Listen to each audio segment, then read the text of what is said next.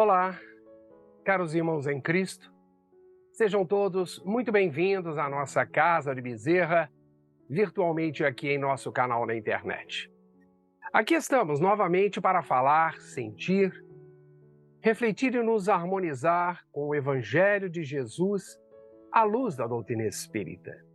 E como sempre gostamos de fazer, solicitamos aos nossos amorosos amigos espirituais desta casa que continuem nos intuindo, nos auxiliando neste trabalho de divulgação da doutrina espírita e principalmente dos ensinamentos maravilhosos do Evangelho de Jesus.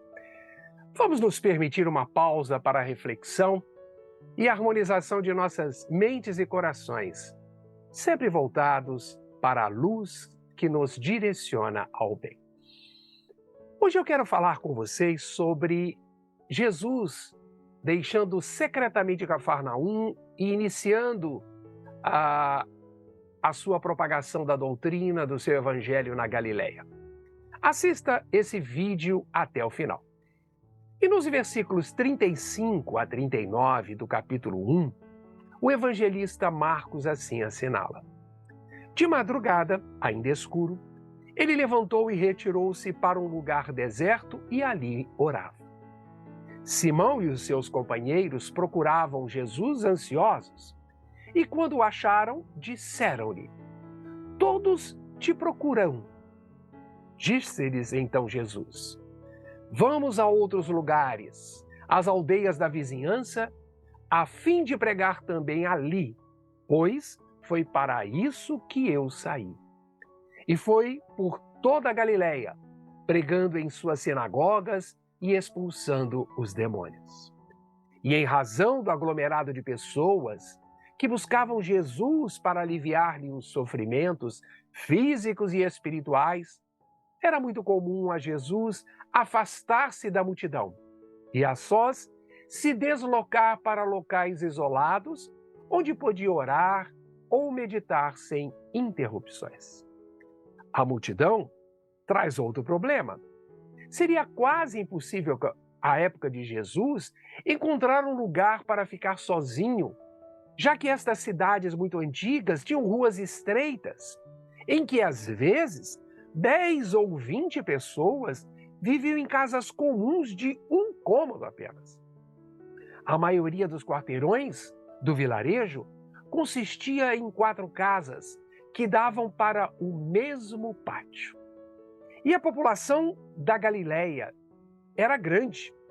E essa população, em sendo grande, os vilarejos estavam acostumados a serem próximos uns dos outros.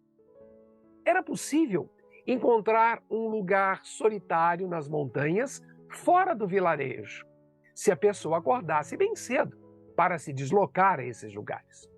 E a população, à época de Jesus, se levantava para trabalhar assim que o sol nascia.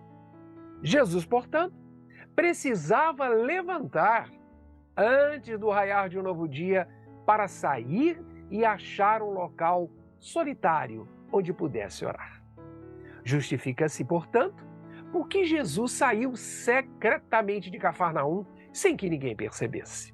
Aliás, vamos lembrar que desde a infância Jesus tinha o hábito de se distanciar da multidão e desaparecer da vista dessa. Daí a preocupação dos seus discípulos, que ainda não estavam habituados a esse comportamento que era muito comum do Mestre, como é registrado em Marcos, quando ele relembra que Simão e seus companheiros, interessante, o procuravam ansiosos. Eles queriam encontrar Jesus. E quando o acharam, olha, todos te procuravam, no sentido de reclamação. Olha, você está dando trabalho para a gente, nós estamos tendo que te procurar.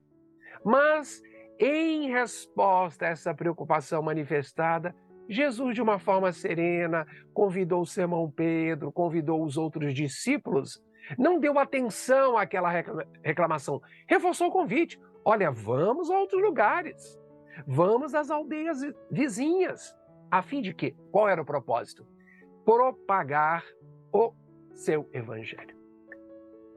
E a frase "vamos a outros lugares, às aldeias da vizinhança", indica, no nosso entendimento, faz referência aos acontecimentos, porque eles passaram a se espalhar mais rapidamente, especialmente os mais recentes relacionados às curas de Jesus, visto que havia uma contínua movimentação de pessoas e, ao que tudo indica, eram lugares em que não se havia ouvido falar de Jesus. Provavelmente, ele teria atraído multidões enormes, sejam nas sinagogas nos dias comerciais e também no dia santificado de sábado, bem como no final da tarde, no início da noite, quando os trabalhadores haviam terminado o seu dia de trabalho. E nesse versículo de Marcos, Jesus declara ter vindo ao mundo para a pregação. Todavia, como a significação ou o significado do conceito, quantas das vezes tem sido erroneamente interpretado o que é esse pregar? Razoável é recordar, então, com muita assertividade, o Mestre Jesus, que ele se refere ao ato do pregar, quantos deles referente a muitos gestos sacrificiais da sua vida. Quantos desafios Jesus enfrentou. Geralmente vemos na Terra a missão de ensinar, de pregar, muito desmoralizada, quantas vezes desvalorizada. Então, toda dissertação do bem, toda pregação do bem, faz bem ao próprio mundo. E Jesus pregou a verdade em todos os lugares. Fez discursos de renovação, comentou a necessidade do amor para a solução dos nossos problemas. No entanto, Jesus misturou palavras e testemunhos vivos desde a primeira manifestação do seu apostolado sublime até o seu sacrifício na cruz. Por pregação, então, vamos entender igualmente os sacrifícios da vida. E Jesus, a partir do momento que nos envia o ensinamento divino, podemos contar com o seu evangelho, que nos veste, digamos assim, de uma túnica que praticamente nos protege, nos ampara para seguirmos em nossa jornada evolutiva. Bom, caros amigos em Cristo, é isso que temos para as nossas reflexões de hoje. Curta e comente se você gostou. Envie para quem você acredite que esta mensagem cristã possa ter valia.